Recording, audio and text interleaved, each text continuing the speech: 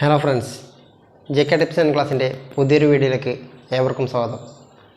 അപ്പോൾ നമ്മളിന്ന് പരിചയപ്പെടാൻ പോകുന്നത് നമ്മൾ ചെറിയ ക്ലാസ്സിലൊക്കെ പഠിച്ചിട്ടുള്ള ദശാംശ സംഖ്യകളെക്കുറിച്ചാണ്. ദശാംശ സംഖ്യകളുടെ ഗുണനവും ഹരണവും തുടങ്ങിയ ക്രിയകളൊക്കെയാണ് ഇന്നത്തെ വീഡിയോയിലൂടെ ചെയ്യുന്നത്. അപ്പോൾ കണക്ക് ബുദ്ധിമുട്ടായിട്ടുള്ളവർക്ക് വേണ്ടിയിട്ടാണ് ഈ ദശാംശ സംഖ്യയുടെ ബേസിക് ആയിട്ടുള്ള കാര്യങ്ങൾ പറയുന്നത്. കണക്ക് അറിയാവുന്നവർക്ക് ഇത് എളുപ്പമായിട്ട് തോന്നും. അപ്പോൾ നമുക്ക് വീഡിയോയിലേക്ക് കിടക്കാം.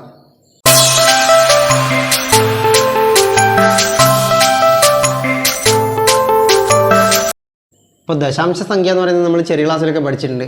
ഒരു പോയിന്റിനെ റെപ്രസെൻ്റ് ചെയ്ത് വരുന്ന സംഖ്യകളാണ് ദശാംശ സംഖ്യകൾ എന്ന് പറയുക. ഉദാഹരണത്തിന് 0.5, 2.3, 3.7 ഇവയൊക്കെയാണ് ദശാംശ സംഖ്യകൾക്ക് ഉദാഹരണം. ഇനി കുറച്ച് എക്സാമ്പിൾ എഴുതാം. അതായത് ഭിന്നസംഖ്യകളെ ദശാംശ സംഖ്യകളിലേക്ക് മാറ്റുന്നത് എങ്ങനെയാണെന്ന് നമുക്ക് നോക്കാം. ഉദാഹരണത്തിന് 5/10, 5/100, 5/1000. അപ്പോൾ ഈ 5/10 എന്നുള്ള ഭിന്നസംഖ്യനെ ദശാംശ സംഖ്യയിലേക്ക് എങ്ങനെ മാറ്റുമെന്ന്. അതായത് നമുക്കറിയാം 5/10 എന്ന് പറയുമ്പോൾ 1/2 ആണ് നമുക്കറിയാം. അപ്പോൾ 1/2 എന്നുള്ളത് നമ്മൾ നേരത്തെ പഠിച്ചിട്ട് 0.5 ആണ്. അപ്പോൾ ഈ 5/10 എന്നുള്ളതിനെ നമുക്ക് 0.5 എന്ന് എഴുതാൻ പറ്റും. അതായത് ഇവിടെ ഒരു 0 ഉള്ളതുകൊണ്ട് പോയിൻറ്റിന് ശേഷം ഒരു സ്ഥാനം കൊടുക്കുക. അങ്ങനെയാണെങ്കിൽ 5/100 എന്നുള്ളതിന് 0.05 എന്ന് വരും. അതായത് ഇവിടെ 2 0 ഉണ്ട്, അതുകൊണ്ട് ഈ പോയിൻറ്റിന് ശേഷം 2 സ്ഥാനം കൊടുക്കുക. അങ്ങനെയാണെങ്കിൽ സ്വാഭാവികമായിട്ടും ഈ 5/1000 എന്നുള്ളതിന് എന്തായിരിക്കും വരിക? 0.005 വരും. അതായത് ഇവിടെ 3 0 ഉള്ളതുകൊണ്ട് ഈ പോയിൻറ്റിന് ശേഷം 3 സ്ഥാനം കൊടുക്കുക. ഇനി ഇവിടെ വേറൊരു സംഖ്യ നോക്കാം. 42/10. അപ്പോൾ ഇങ്ങനെയൊരു ഭിന്നസംഖ്യ വന്നു കഴിഞ്ഞാൽ ഇവിടെ ഒരു 0 ഉള്ളത്, അപ്പോൾ പോയിൻറ്റിന് ശേഷം ഒരു സ്ഥാനം കൊടുക്കുക. അതായത് 4.2 എന്ന് ഉത്തരം വരും. ഇവിടെ 0 ഒന്നായതുകൊണ്ട് പോയിൻറ്റിന് ശേഷം ഒരു സ്ഥാനം. ഇനി അതേ സ്ഥാനത്ത് 42/100 വരുന്നതെങ്കിൽ 42/100 വരുന്നതെങ്കിൽ ഇവിടെ 2 0 ഉള്ളതുകൊണ്ട് പോയിൻറ്റിന് ശേഷം 2 സ്ഥാനം വരണം. അതായത് 0.42 എന്ന് ഉത്തരം വരും. ഇനി നമ്മളിപ്പം ചെയ്തതിൻ്റെ നേരെ ഓപ്പോസിറ്റ് നമുക്കൊന്ന് ചെയ്ത് നോക്കാം. അതായത് 0.5 × 10, 0.05 × 100, 0.005 × 1000. അപ്പോൾ 0.5 × 10 എന്ന് പറയുമ്പോൾ 10 കൊണ്ട് ഗുണിക്കുമ്പോൾ ഒരു 0 ഉള്ളതുകൊണ്ട് ഈ പോയിൻ്റ് ഒരു സ്ഥാനം ഇപ്പുറം വരും. അപ്പോൾ നമുക്ക് ഉത്തരം 5 എന്ന് കിട്ടും. അപ്പോൾ 0.05 × 100 എന്ന് വരുമ്പോൾ ഇവിടെ 100-ന് 2 0 ഉള്ളത്, അപ്പോൾ ഈ പോയിൻ്റ് 2 സ്ഥാനം കടന്നിട്ട് ഇപ്പുറം വരും. അതായത് ഇവിടെ 5 എന്ന് ഉത്തരം കിട്ടും. അതുപോലെ തന്നെ 0.005 × 1000 എന്ന് പറയുമ്പോൾ ഇവിടെ 3 0 ഉണ്ട്, അപ്പോൾ ഈ പോയിൻ്റ് 3 സ്ഥാനം കടന്നിട്ട് ഇവിടെ എത്തും. അപ്പോൾ ഇതും 5 എന്ന് ഉത്തരം കിട്ടും. അതായത് ഇവിടെ ഒരു ദശാംശ സ്ഥാനം ഉള്ളതെങ്കിൽ ആ പോയിൻ്റ് കളയാൻ വേണ്ടി നമ്മൾ ഇതിനെ 10 കൊണ്ട് ഗുണിക്കണം. അതുപോലെ തന്നെ ഇവിടെ 2 ദശാംശ സ്ഥാനം ഉള്ളെങ്കിൽ ആ പോയിൻ്റ് കളയാൻ വേണ്ടിയിട്ട് നമ്മൾ ഇതിന് 100 കൊണ്ട് ഗുണിക്കണം. അതായത് ഈ പോയിൻറ്റിന് ശേഷം 3 സ്ഥാനം ഉള്ളത്, ഈ പോയിൻ്റ് കളയാൻ വേണ്ടി നമ്മൾ ഇതിന് 1000 കൊണ്ട് ഗുണിക്കണം. അപ്പോൾ 3.71 × 10 ഇതെന്ത് വരും? ഇവിടെ 10 ഉള്ളത്, അപ്പോൾ ഒരു 0 ഉള്ളത്, അപ്പോൾ ഈ പോയിൻ്റ് ഒരു സ്ഥാനം കടന്ന് ഇപ്പുറത്തും, അപ്പം 37.1 എന്ന് ഉത്തരം കിട്ടും. ഇനി 3.71 × 100 ഇവിടെ 2 0 ഉണ്ട്, ഈ പോയിൻ്റ് 2 സ്ഥാനം കടന്ന് ഇവിടെ എത്തും, അപ്പോൾ 371 എന്ന് നമുക്ക് ഉത്തരം കിട്ടും. അതായത് നമ്മൾ ഗുണിക്കുന്ന സംഖ്യയിൽ എത്ര 0 ആണുള്ളത് അത്രയും സ്ഥാനം പോയിൻ്റ് മുന്നോട്ടേക്ക് വരും. അപ്പോൾ ഇവിടെ നോക്കുക, കുറച്ച് ദശാംശ സംഖ്യകൾ കൂട്ടാൻ വേണ്ടിയിട്ടാണ് എഴുതിയിട്ടുള്ളത്. അപ്പോൾ അറിയുന്നവർക്ക് എളുപ്പമായിരിക്കും, ബുദ്ധിമുട്ടായിട്ടുള്ളവർക്ക് വേണ്ടിയിട്ടാണ് ഇത് ചെയ്യുന്നത്. അപ്പോൾ 2 + 3.5 എന്ന് പറഞ്ഞാൽ 5.5 നമുക്ക് ഡയറക്റ്റ് ഉത്തരം എഴുതാൻ പറ്റും. പക്ഷേ ഇനി താഴോട്ടുള്ള ക്വസ്റ്റ്യൻസിൽ നമ്മൾ ശ്രദ്ധിക്കേണ്ട ഒരു കാര്യം എന്ന് വെച്ചാൽ ദശാംശ സംഖ്യകൾ കൂട്ടുന്ന സമയത്ത് ആ സ്ഥാനങ്ങൾ കൃത്യമായിട്ട് എഴുതണം. അല്ലെന്നുണ്ടെങ്കിൽ നമ്മൾ കൂട്ടുന്ന സമയത്ത് ഉത്തരം തെറ്റിപ്പോകാനുള്ള ചാൻസ് വളരെ കൂടുതലാണ്. അതായത് ഈ പോയിൻറ്റിന് ശേഷമുള്ള സ്ഥാനം കൃത്യമായിട്ട് എഴുതണം ഒരു ഓർഡറിൽ. ഇനി ഇവിടെ നോക്കുക 0.5 പ്ലസ് 0.3. അപ്പോൾ ഇത് നമ്മൾ സാധാരണ കൂട്ടുന്ന പോലെ തന്നെ 5 3 8. അപ്പോൾ 0.8 എന്ന് ഉത്തരം കിട്ടി. 0.8. ഇനി ഇത് നോക്കുക 0.9 പ്ലസ് 0.4. ഇതും നമുക്ക് എളുപ്പത്തിൽ കിട്ടും. അതായത് നമ്മൾ 9 4 13 കിട്ടും. അപ്പോൾ ആദ്യം നമ്മൾ എഴുതുന്നത് 3 എഴുതും, അപ്പോൾ 1 ബാക്കി. അപ്പോൾ 1 0 കൂട്ടിക്കഴിഞ്ഞാൽ 1.3 നമുക്ക് ഉത്തരം കിട്ടി. ഇത് നമുക്ക് എളുപ്പം എഴുതാൻ പറ്റും 1.3. ഇനി ഈ ഒരു ചോദ്യം ശ്രദ്ധിക്കുക. അതായത് ഇവിടെ പോയിൻറ്റിന് ശേഷം 2 സംഖ്യകളുണ്ട്, പക്ഷേ ഇവിടെ പോയിൻറ്റിന് ശേഷം ഒരു സംഖ്യയാണ്. അപ്പോൾ ഇങ്ങനത്തെ ക്വസ്റ്റ്യൻ വരുമ്പോഴാണ് നമ്മൾ ദശാംശത്തിൻ്റെ സ്ഥാനം കൃത്യമായിട്ട് എഴുതേണ്ടത്. അതായത് 6.89 പ്ലസ് 2.2. അപ്പോൾ ഈ 2.2 എന്ന് പറഞ്ഞു കഴിഞ്ഞാൽ ഇവിടെ ഒരു 0 ഉണ്ടെന്നാണ് അതിൻ്റെ അർത്ഥം. അപ്പോൾ നമ്മൾ സാധാരണ ചെയ്യുന്ന പോലെ തന്നെ 9 കിട്ടും, 8 2 10, അപ്പോൾ 1 ബാക്കിയുണ്ട്. അപ്പോൾ 6 2 8 1 9, 9.09 എന്ന് കിട്ടും. 9.09. ഇനി അടുത്ത് നോക്കുക. അപ്പോൾ 4.07 പ്ലസ് 3.321. അപ്പോൾ ഈ 4.07 എന്ന് പറഞ്ഞാൽ പിന്നെ ഇതിന് ശേഷം 0 ഉണ്ട് നമുക്ക് അറിയാം. അപ്പോൾ ഇത് ഇവിടെ 1 വരും. 7 2 9 3 7. അപ്പോൾ 7.391 എന്ന് ഉത്തരം വരും. 7.391. അതായത് നമ്മൾ ഈ പോയിൻറ്റിന് ശേഷമുള്ള സ്ഥാനം എഴുതുമ്പോൾ അത് കൃത്യമായിട്ട് ആ ഒരു ഓർഡറിൽ എഴുതണം. അല്ലാന്നുണ്ടെങ്കിൽ നമ്മൾ കൂട്ടുന്ന സമയത്ത് നമുക്ക് മാറിപ്പോകാനുള്ള ചാൻസ് ഉണ്ട്. എക്സാം ഹാളിൽ നിന്ന് ടെൻഷനൊക്കെ അടിച്ച് എഴുതുന്ന സമയത്ത് അങ്ങനെ തെറ്റിപ്പോകാനുള്ള ചാൻസ് ഉണ്ട്. അതാണ് ആ ഓർഡറിൽ പോയിൻറ്റിന് ശേഷമുള്ള സംഖ്യ ആ കൃത്യമായിട്ടുള്ള ഓർഡർ ലൈനിൽ തന്നെ എഴുതണം എന്ന് പറയുന്നത്. അപ്പോൾ ഇനി ദശാംശ സംഖ്യകൾ മൈനസ് ചെയ്യുന്നത് നോക്കാം. അപ്പോൾ നമ്മൾ നേരത്തെ പ്ലസ് ചെയ്ത പോലെ തന്നെയാണ് മൈനസ് ചെയ്യുന്നതും. പക്ഷേ ആ പോയിൻറ്റിന് ശേഷമുള്ള സ്ഥാനം കൃത്യമായിട്ടൊന്ന് എഴുതി കഴിഞ്ഞാൽ നമുക്ക് സാധാരണ രീതിയിൽ മൈനസ് ചെയ്യാൻ പറ്റും. അപ്പോൾ ഇവിടെ 4.81 മൈനസ് 2.01. അപ്പോൾ നമ്മൾ സാധാരണ ചെയ്യുന്ന പോലെ തന്നെ 0 വരും, ഇവിടെ 8 വരും, പിന്നെ 4 2 പോയാൽ 2 വരും, 2.80 വരും. 2.80. ഇനി അടുത്തത് നോക്കുക. 3.216 മൈനസ് 1.82. അപ്പോൾ നമുക്കറിയാം ഇവിടെ 82 എന്ന് പറയുമ്പോൾ ഇവിടെ ഒരു 0 ഉണ്ട്, അത് നമ്മൾ എഴുതുന്നില്ല എന്നേ ഉള്ളൂ. അപ്പോൾ 6 വരും. ഇവിടുന്ന് 1 2 കുറക്കാൻ പറ്റില്ല, അപ്പോൾ ഇപ്പുറത്ത് നിന്ന് കടം വാങ്ങും. അപ്പോൾ 11 വരും. 11 2 പോയി കഴിഞ്ഞാൽ 9. പിന്നെ ഇവിടെ 1, അപ്പോൾ ഇവിടുന്ന് കടം വാങ്ങും. 11 8 പോയി കഴിഞ്ഞാൽ 3 വരും. പിന്നെ ഇവിടെ 2 1 പോയാൽ 1 വരും. അപ്പോൾ 1.396 എന്ന് ഉത്തരം വരും. ഇനി ഇത് നോക്കുക. 6.219 മൈനസ് 0.31. അപ്പോൾ സ്വാഭാവികമായിട്ട് ഇവിടെ ഒരു 0 വരും.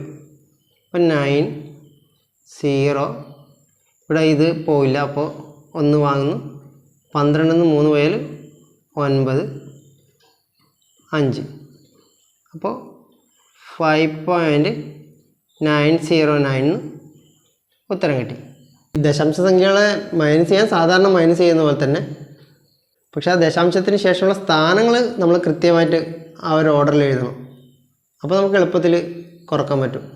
അപ്പോൾ ഇനി ദശാംശ സംഖ്യകളുടെ ഗുണനം എങ്ങനെയാണെന്ന് നമുക്ക് നോക്കാം.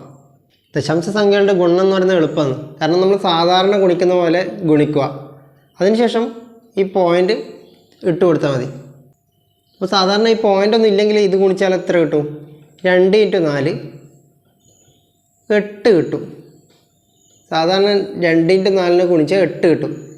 ഇവിടെ പോയിൻറ്റിന് ശേഷം എത്ര സ്ഥാനം ഉണ്ടെന്ന് നോക്കാം. അപ്പോൾ ഇവിടെ ഈ ഒരു സ്ഥാനം മാത്രമേ ഉള്ളൂ. ഇവിടെ പോയിൻറ്റിന് ശേഷം സ്ഥാനമില്ല. അപ്പോൾ ഇവിടെ ഒരു സ്ഥാനം മാത്രമായതുകൊണ്ട് ഇവിടെ ഒരു പോയിൻ്റ് ഇട്ട് കൊടുത്തു കഴിഞ്ഞാൽ 0.8 എന്ന് ഉത്തരം കിട്ടി. അതായത് നമ്മൾ സാധാരണ രീതിയിൽ നോർമലായി ഗുണിക്കുന്ന പോലെ ഗുണിച്ചതിന് ശേഷം ഇവിടെ പോയിൻറ്റിന് ശേഷം എത്ര സ്ഥാനമുണ്ട് ആ സ്ഥാനം ഇവിടെ ഇട്ട് കൊടുത്താൽ മതി. ഇനി ഇവിടെ നോക്കാം. 0.2 × 0.4. അപ്പോൾ നമ്മൾ സാധാരണ രീതിയിൽ ചെയ്യുന്നതാണെങ്കിൽ നമുക്കിത് 8 എന്നുള്ള ഉത്തരം കിട്ടി. പക്ഷേ ഇവിടെ പോയിൻറ്റിന് ശേഷം എത്ര സ്ഥാനം ഉണ്ടെന്നുണ്ടോ? ഇവിടെ 1, ഇവിടെ 1, 2 സ്ഥാനമുണ്ട്. അപ്പോൾ 2 സ്ഥാനം പോയിൻറ്റിന് ശേഷം ഉണ്ടെങ്കിൽ ഒരു 0 കൂടി ഇട്ട് ചേർത്ത് കൊടുക്കാം. അപ്പോൾ 0.08 കിട്ടി. അതായത് ഈ പോയിൻറ്റിന് ശേഷം 1, 2 സ്ഥാനം ഉള്ളതുകൊണ്ട് ഇവിടെ 2 സ്ഥാനം ചേർത്ത് കൊടുക്കുന്നു. ഇനി അടുത്ത് നോക്കാം. അപ്പോൾ നമ്മൾ സാധാരണ രീതിയിൽ ചെയ്യുന്നതെങ്കിൽ 21 × 3. അപ്പോൾ നമുക്ക് 63 എന്ന് ഉത്തരം കിട്ടും. 21 × 3 63. പോയിൻറ്റിന് ശേഷം എത്ര സ്ഥാനം ഉണ്ട് നോക്കാം. അപ്പോൾ ഇവിടെ 2 എണ്ണം ഉണ്ട്, ഇവിടെ 1. അപ്പോൾ 3 സ്ഥാനം വേണം. അപ്പോൾ നമ്മൾ ഇവിടെ ഒരു 0 ചേർത്ത് കൊടുക്കുക. 0.063 കിട്ടും. 0.21 × 0.3 എന്ന് പറയുന്നത് 0.063 എന്ന് കിട്ടും. ഇനി ഇത് നോക്കാം. 5.2 × 0.13. അപ്പോൾ നമ്മൾ സാധാരണ ചെയ്യുന്നത് പോലെ 52 ഗുണിക്കണം 13. അപ്പോൾ 52 ഗുണിക്കണം 10 520 കിട്ടും. 52 ഗുണിക്കണം 3 156 കിട്ടും. അപ്പോൾ ഇത് രണ്ടും കൂട്ടിക്കഴിഞ്ഞാൽ 676 കിട്ടും. അപ്പോൾ ഈ 676 എന്ന് ഇവിടെ എഴുതുക. പോയിൻറ്റിന് ശേഷം എത്ര സ്ഥാനം ഉണ്ടെന്ന് നോക്കാം. ഇവിടെ 1 2 3 സ്ഥാനങ്ങളുള്ളത്. അപ്പോൾ 0.676 എന്ന് ഉത്തരം കിട്ടി. അതായത് നമ്മൾ സാധാരണ ഗുണിച്ച് ചെയ്യുന്ന പോലെ ചെയ്തതിന് ശേഷം ഇവിടെ പോയിൻറ്റിന് ശേഷം എത്ര സ്ഥാനമുണ്ടെന്നെണ്ണോ ആ സ്ഥാനം ഇവിടെ ചേർത്ത് കൊടുക്കുക. ഇനി അടുത്തത് നോക്കാം. 0.36 × 0.0012. അപ്പോൾ നമ്മൾ സാധാരണ ചെയ്യുന്നത് 36 × 12. 36 × 10 360 കിട്ടും. അതുപോലെ 36 × 2 72 കിട്ടും. അപ്പോൾ നമുക്ക് 432 എന്ന് കിട്ടും. അപ്പോൾ 432 എന്ന് നമുക്ക് ഉത്തരം കിട്ടി. അപ്പോൾ അതിന് ശേഷം ഇവിടെ എത്ര ദശാംശ സ്ഥാനം ഉണ്ടെന്ന് എണ്ണാം. അപ്പോൾ ഇവിടെ 1 2 3 4 5 6 ദശാംശ സ്ഥാനമുണ്ട്. അപ്പോൾ ഇവിടെ 3 ദശാംശ സ്ഥാനമുണ്ട്. അപ്പോൾ ഒരു 3 0 കൂടി ഇവിടെ ചേർത്ത് കൊടുക്കുക.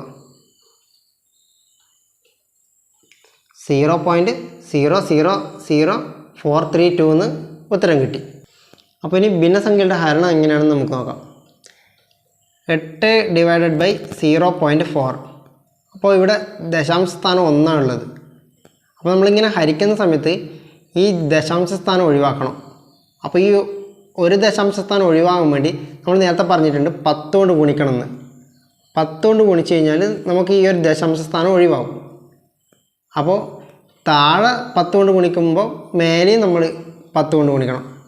അതായത് ഈ ദശാംശ സ്ഥാനം ഒഴിവാക്കാൻ വേണ്ടി ഏത് സംഖ്യ കൊണ്ടാണോ ഗുണിക്കുന്നത് അതേ സംഖ്യ കൊണ്ട് മുകളിലുള്ളതിനെയും ഗുണിക്കണം. അപ്പോൾ ഇവിടെ 80 എന്ന് വരും. ഡിവൈഡഡ് ബൈ ദശാംശ സ്ഥാനം ഒഴിവാകുമ്പോൾ 4 വരും. അപ്പോൾ 80 / 4 എന്ന് പറഞ്ഞാൽ 20 നമ്മൾ ഉത്തരം കിട്ടും. ഇവിടെ നോക്കുക. 0.66 / 0.6. അപ്പോൾ ഇവിടെ 2 ദശാംശ സ്ഥാനമുണ്ട് മുകളിൽ.